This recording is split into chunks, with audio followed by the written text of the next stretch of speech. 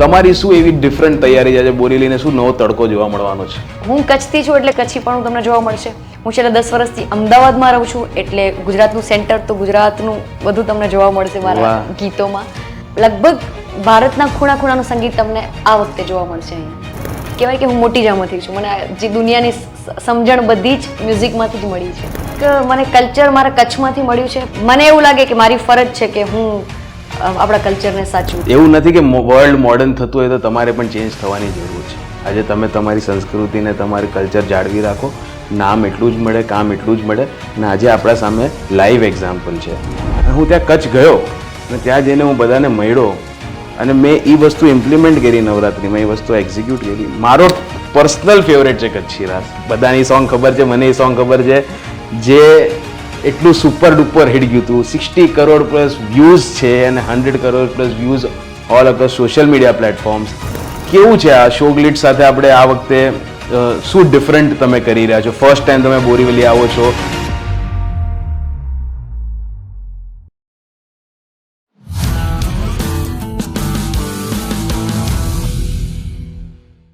કેમ છો મુંબઈ? જય માતાજી.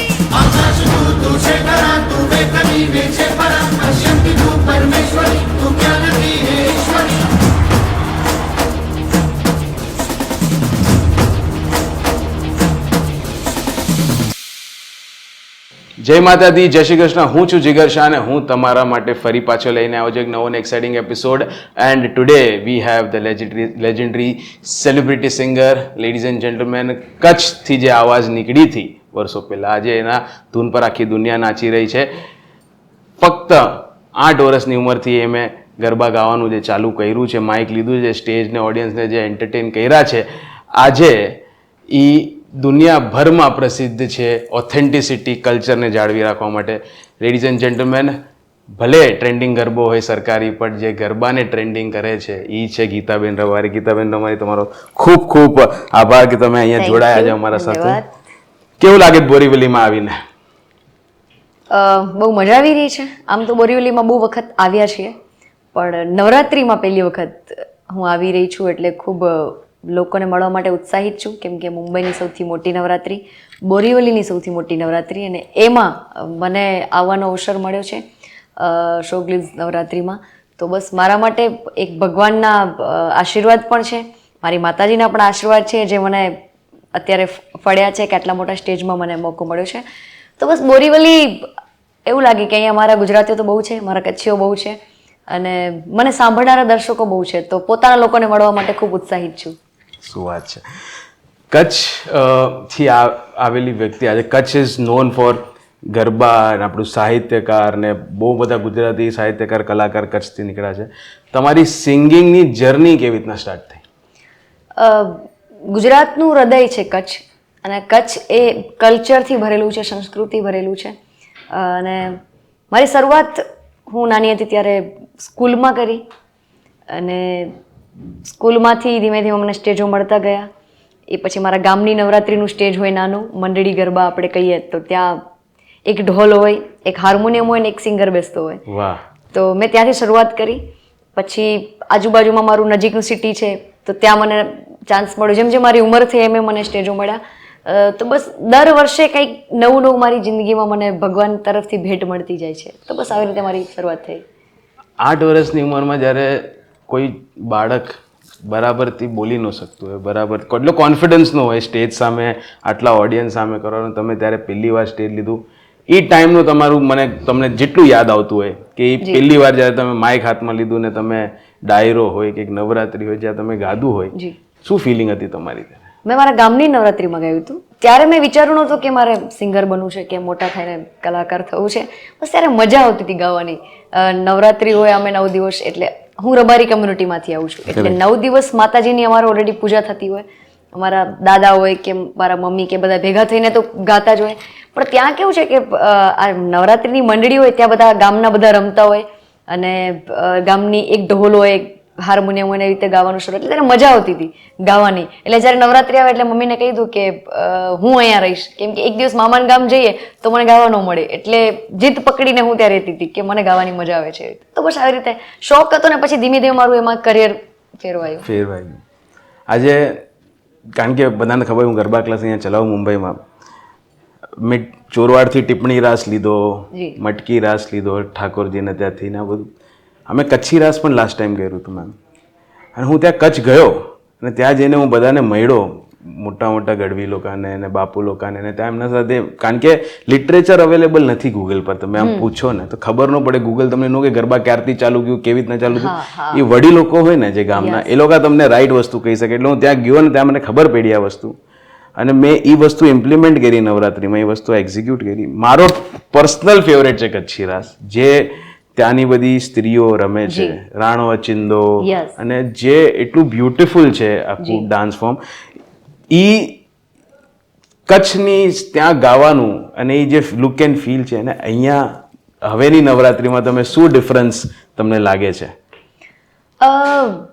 ડિફરન્સ બહુ છે નહીં, કેમ કે એ જ ગીતો અમે હવે મોટા સ્ટેજમાં ગાઈએ છીએ, અને ક્યાંક ને ક્યાંક સ્ટેપ પણ એ જ છે જે આપણે વર્ષો પહેલા ધીમી રીતે આપણે રમતા હતા. કપડાં નવરાત્રિમાં મને એ ગમ્યું કે હજુ બદલાયા નથી. નવરાત્રિમાં ભલે ગમે એટલી મોડર્ન છોકરી હોય કે મોડર્ન છોકરો હોય, પણ નવરાત્રિ આવે ત્યારે જબ્બામાં આવી જાય, છોકરી ચણિયાચોળીમાં આવી જાય. એટલે મને એ ગમ્યું છે, ને આવનારા વર્ષો સુધી આપણો કલ્ચર તો જળવાઈ રહેશે. એટલે ક્યારેક એવું લાગે કે આપણે જે સિમ્પલ ગરબા રમતા હતા એમાં હવે થોડું સ્ટાઇલ્સ આવી ગયું છે, એટલે અત્યારની યંગ જનરેશનને મજા આવે એ રમવાની. તો બહુ જાજુ ફરક નથી, બસ કલાકારોની પેઢી બદલાય છે, થોડું મ્યુઝિક બદલાય છે, પણ ગીતો એ જ ચાલે છે. ગીતાબેન રબારી કલ્ચરને જાળવી રાખવા માટે મેઇન તમારું જે અપિયરન્સ છે, જે તમારું ડ્રેસિંગ છે, આજે બધા આર્ટિસ્ટ છે ને થોડુંક મોડર્ન એલિમેન્ટ એડ કરી લીધું છે, કે જીન્સ પહેરીને જાય ને થોડુંક એકદમ, એ પર્સનલ ચોઇસ, એમાં કંઈ ખોટું કે સાચું નથી. બટ તમે આજે અમે તમને સ્ટેજ પર જોઈએ તો એ તમને લુક એન્ડ ફીલ જોઈને જ ઓથેન્ટિક વાઇબ જે આવે નવરાત્રિની, એ વાઇબ આજે પેલા અમે જઈને શો ગ્લિટ્સ, આજે એટલું મોટું બેનર છે કે જ્યાં પેલા માતાજીનું મંદિર, એટલે એક મંદિર નો લાગે તમને, મહેલ લાગે, માતાજીનો ત્યાં વાસ થાય છે. એના પછી જ્યારે અમે સ્ટેજ પર જોઈએ તો એક ઓથેન્ટિક ફીલ, એવું લાગે કે આ ગરબાની જગ્યામાં આવ્યા છે. તો હજી સુધી આ વસ્તુ તમે જાળવી રાખી છે. તમે કેમ બ્લેન્ડ નો થયા? તમે પણ કેમ કઈ નો કર્યું કે હું કઈ ડિફરન્ટ કરું? પેલા તો મારા નામની પાછળ રબારી લાગે છે. રબારી મારી કમ્યુનિટી છે ને, એ સંસ્કૃતિ ને સંસ્કારથી ભરેલી છે. એને હું કહીશ કે મારી સમાજમાં આજે શિક્ષણ બહુ ઓછું છે, પણ મર્યાદા બહુ છે. બહુ મોટી વાત કીધી છે. એટલે મારી પાછળ સરનેમ લાગે એની મને રબારી લાગે, એટલે મને અંદરથી આવી જાય કે ભાઈ મને આ નહીં શોભા દે, હું મારી કમ્યુનિટીમાંથી આવું છું. એટલે તો મને એ મારા કલ્ચરથી બાંધી રાખે છે. મને ખૂબ ગૌરવ થાય કે હું રબારી છું. અને કચ્છના આખા ગુજરાતમાં જોવા જઈએ તો કચ્છ કલ્ચરને વધારે બધી જગ્યાએ પ્રમોટ કરતું છે. એમાં આપણે ચણિયાચોળીમાં સૌથી વધારે વર્ક જોઈએ તો કચ્છી વર્ક હોય છે, 110%. અને કચ્છની અમારી 2-3 કમ્યુનિટી છે, જેમાંથી રબારી, આહિર, ગઢવી, અને આ 3 કમ્યુનિટીનું વર્ક પણ બહુ ફેમસ છે અત્યારે. તો ક્યાંક ને કંઈક મને કલ્ચર મારા કચ્છમાંથી મળ્યું છે. પ્લસ મને એવું લાગે કે મારી ફરજ છે કે હું આપણા કલ્ચરને સાચવું. લોકો મને ઓળખે છે તો બધા એક જેવા થશું તો કંઈક તો અલગ લાગવું જોઈએ. એટલે હું કદાચ બધા કરતા અલગ દેખાઈ આવું છું, કેમ કે હું મારા મૂળ છે એ કલ્ચર સાથે એકદમ ઝંકડાયેલા છે. એટલે વાત છે, એ રૂટ સાથે માણસે રહેવું જોઈએ. આ વસ્તુ આજે આપણે શીખવા મળી છે કે એવું નથી કે વર્લ્ડ મોડર્ન થતું હોય તો તમારે પણ ચેન્જ થવાની જરૂર છે. આજે તમે તમારી સંસ્કૃતિને, તમારું કલ્ચર જાળવી રાખો. નામ એટલું જ મળે, કામ એટલું જ મળે. અને આજે આપણા સામે લાઈવ એક્ઝામ્પલ છે ગીતાબેન રબારી. આજે વર્ષો પહેલાના બધા ગરબા તમે આજે પણ ગાઓ છો.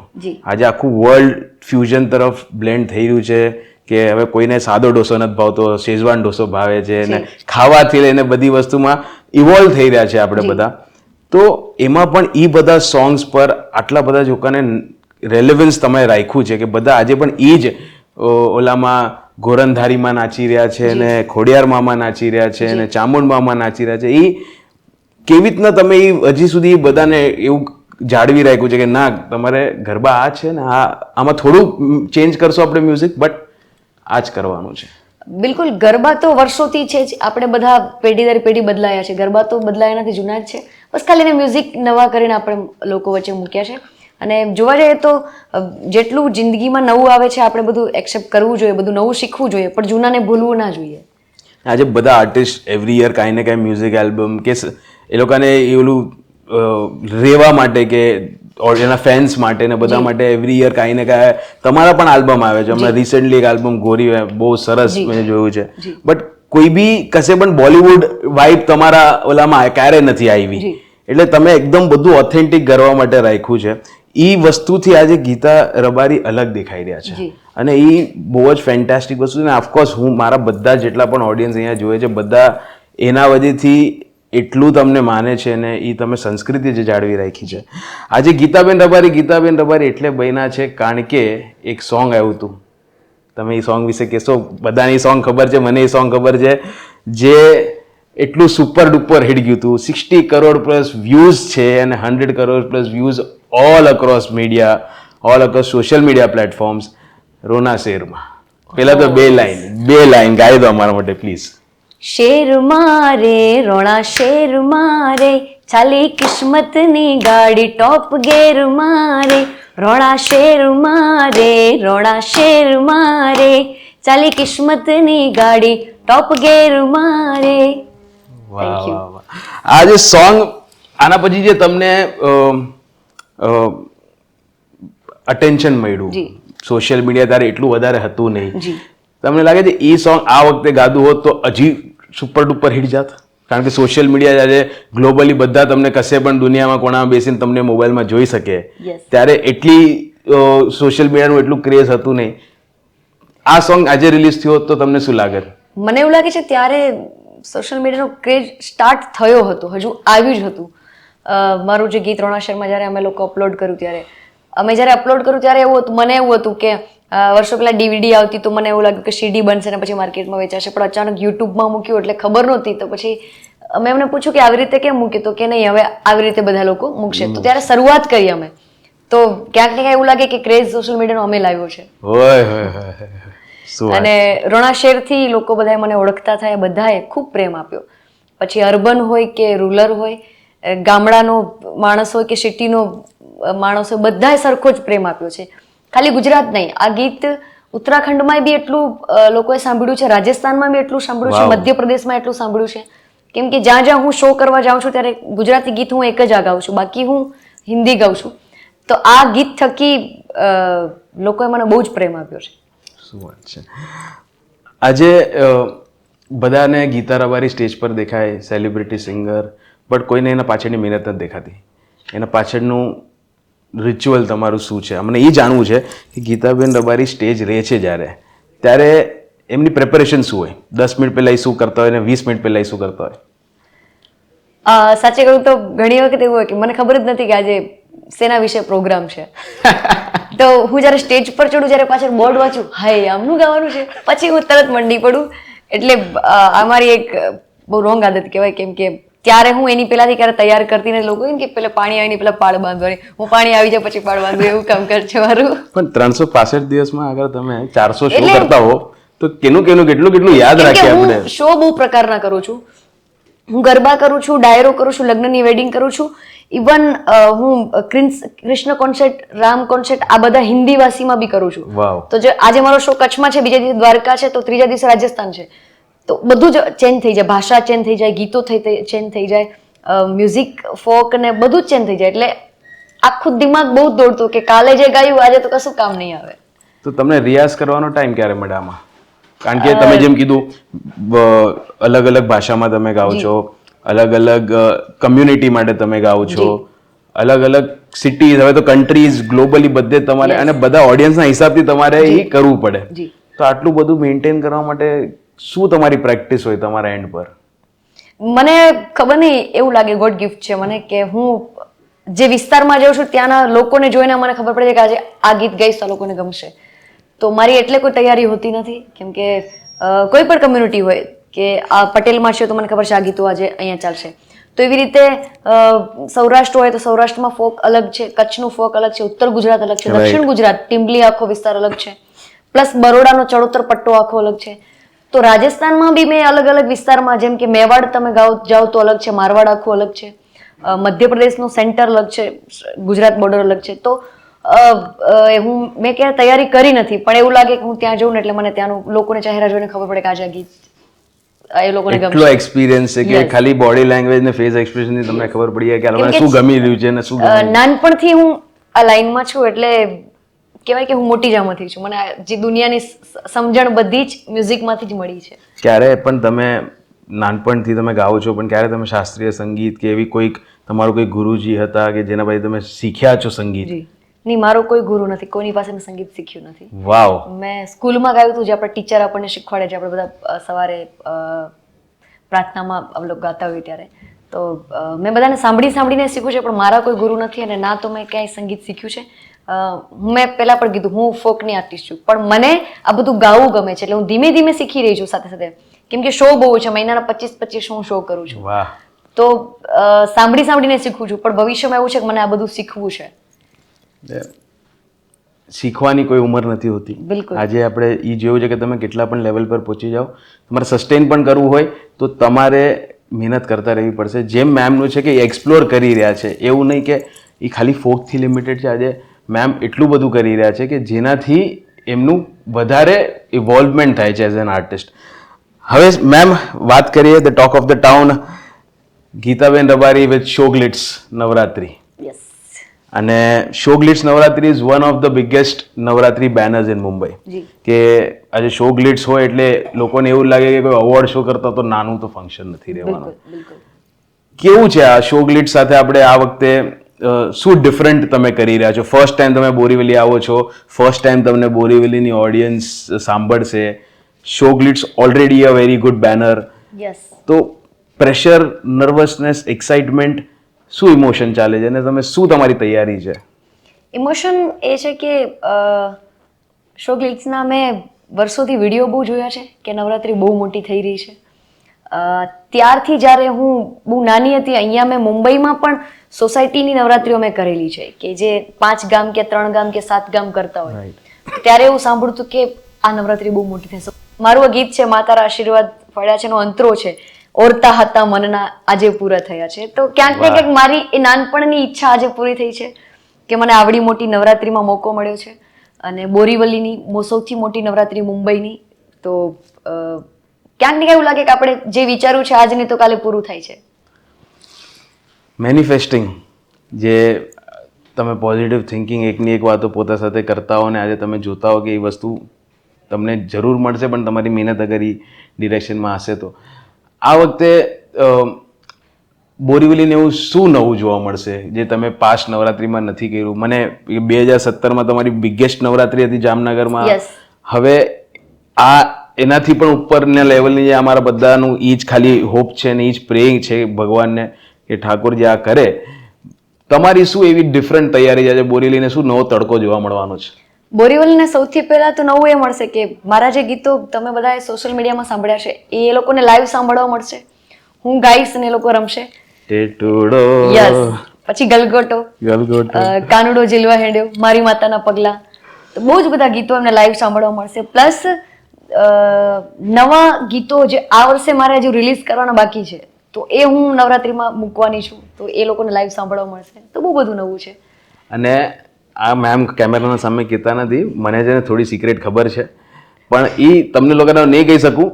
એ તમે પહેલા દિવસે આવશો ને ત્યારે તમને એ સરપ્રાઈઝ ખબર પડશે કે શું છે અને આ વખતે શું ડિફરન્ટ લુક એન્ડ ફીલ છે. અમેઝિંગ રહેવાનું છે આ વખતે. શો ગ્લિટ્સ ને અગર તમારે 3 વર્ડમાં ડિસ્ક્રાઇબ કરવું હોય કે 3 વર્ડ તમારો પહેલી વાર શો ગ્લિટ્સ સાથે આજે શો થઈ રહ્યો બોલીમાં, 3 વર્ડથી તમે ડિસ્ક્રાઇબ કરો શો ગ્લિટ્સ. એક સપનું, એક સપનું, સપનું પૂરું થવું, મારું વિચારેલું પૂરું થવું. એક સપનું પૂરું થવું જોઈએ અને મારું વિચારેલું પૂરું થવું. આ ત્રણેયનો મતલબ એક જ છે. Yes. એટલે હવે બીજા 2 વર્ડ પણ આપશે ગીતાબેન. હા એ તો બીજું હું એમ જ નથી કહેતી, પણ મારા લોકોને કવર કરવા પ્લસ મુંબઈને કવર કરવું. ઓહ વાહ. આજે શો ગ્લિટ્સમાં અમને તમે કીધું નવા બધા સોંગ્સ આવશે, બધું આવશે, બટ ક્યારે શો ગ્લિટ્સ નવરાત્રી કોઈ એવો આર્ટિસ્ટ નથી લઈને આવ્યા કે જે કચ્છ બેઝડ છે. જી તો અમને એ કચ્છની જે તમે વાત કરી કે જે તમારી સંસ્કૃતિ છે ને એ તમારા ત્યાંના જે સંગીત છે, ફોક સંગીત છે, એની ઝલક ને એની એસેન્સ અમને મળશે કે નહીં?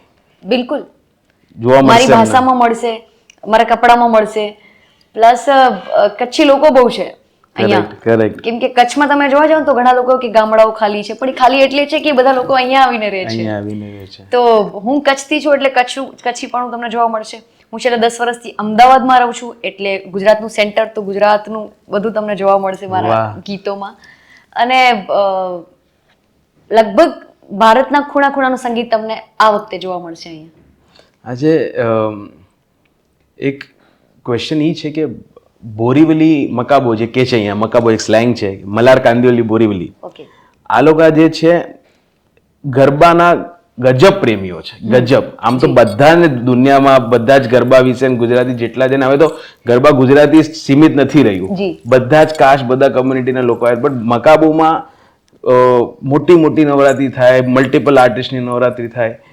એ લોકોના એક્સપેક્ટેશન્સ તમારાથી છે આ વખતે કે પહેલી વાર એ લોકો તમને બોરીવલીમાં સાંભળશે, જી અને તમે ઓલરેડી કહી દીધું કે તમે શું બધી નવી વસ્તુ આપવાના છો. જી બટ એક એવી વસ્તુ કે જે તમે તમારા ફેન્સને કહેવા માંગો છો કે એ લોકોએ કેમ શો ગ્લિટ્સ નવરાત્રી આ વખતે આવવું જોઈએ?